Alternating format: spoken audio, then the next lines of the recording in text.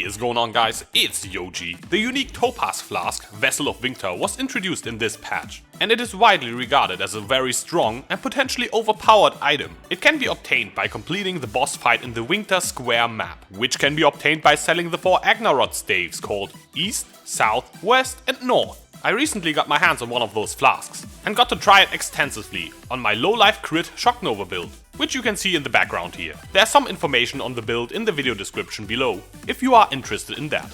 Now I want to share my opinion on the flask with you, and have a look at how strong the Vessel of Vinktar really is. So first of all, what does the Vessel of Vinktar even do? As a topaz flask, it of course grants you lightning resistance, as well as increasing your maximum lightning resistance while it is up. It also makes you look like an anime character, which is really awesome by the way. It shocks nearby enemies. The radius of that effect is about this large, so it mainly benefits melee attackers as well as close range casters such as my Shock Nova character. A unit that is shocked takes 50% increased damage from all sources. And the flask also shocks you during the flask effect, which is the downside the item has. Using a flask of grounding, which removes shock and grants immunity for the duration, negates this effect. The Vessel of Vinktar also grants you 30% of lightning damage leeched as life and mana, with normal leech values usually lying around 0.4% for small values and around 2% for larger values. That's an obscene amount of leech. But high leech is capped by a leech rate that depends on your maximum life pool, so no matter how much leech you have, you can only leech at a limited speed. However, the Vessel of Vinktar also grants you instant leech during the flask effect, which means your leech rate does not matter anymore. And note that this grants instant leech from all sources, not only for the leech granted by the flask itself. That means as long as you do even small amounts of lightning damage, for example from using Herald of Thunder, that thing already allows you to leech a lot of life. Now in addition to that, it can also have one of the following 4 effects. Added lightning damage to attacks, which is the one an elemental attack build such as Wind Ripper would use. Lightning damage to spells, which is nice for any elemental spells, but especially for those with high damage effectiveness, such as Freezing Pulse. Lightning penetration is extremely strong for any builds that do pure lightning damage, may it be spells or attacks. The last variant is 20% of physical damage converted to lightning, which is what a pure physical build would use. Although this is arguably the weakest version of the 4, as it does not add any damage and instead just enables the leech basically. It might be better to just use the respective added damage to spells or attacks version instead. But how good are those stats? Well, the short answer is extremely good. Any somewhat sizable amount of lightning damage you deal will heal you for huge amounts. Even the little lightning strikes caused by Herald of Thunder on my crit Shock Nova character did leech a very noticeable amount. And for my Shock Nova, that means it basically heals me to full life every time I use it. But it does not only leech life, it also leeches mana.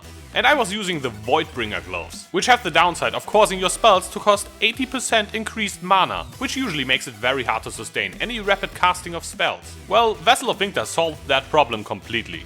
Now for life-based builds, instant life leech is of course nice, especially against Reflect, but instant life flasks, and life flasks in general, can at least give a similar amount of life back instantly when needed.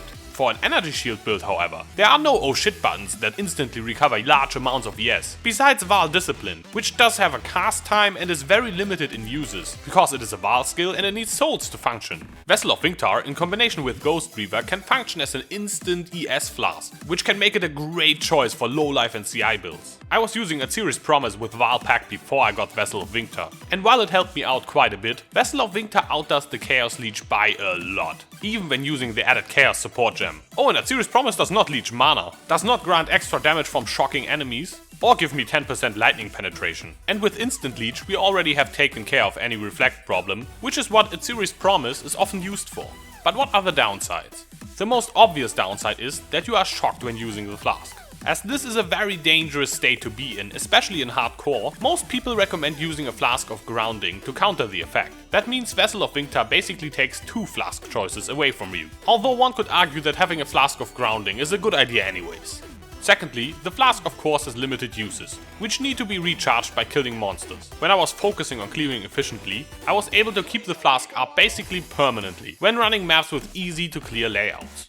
As soon as I was running maps that require backtracking, that stopped working though. So you are either limited to certain easier maps, which are usually more expensive to buy, or you cannot rely solely on the flask anymore to sustain your life and mana. Lastly, flask-reliant gameplay requires a lot of focus and good charge management. One wrong button press and it all falls apart, and if you fail to clear fast enough, you run out of flask uses as well. And especially if your defenses rely on flasks, and you play in a hardcore league or in higher levels on softcore, where the death penalty really starts to hurt, this means one fuck up and that's it. You lost a day of experience or the whole character. I experienced that myself when a small hiccup in my connection to the server prevented me from getting my flask rotation and spellcast through in time, and I lost my character. I do not think the Unique Flask Vessel of Vinktar should be necessarily nerfed all that much, although it is extremely powerful. If you wanted to remove one effect from the flask, Mana Leech feels like it is not even needed to make the flask feel strong, and it just feels odd that such an offensive and defensively powerful flask also solves mana problems on top of it. One could also increase the charges consumed per use to increase the difficulty of keeping the flask up all the time.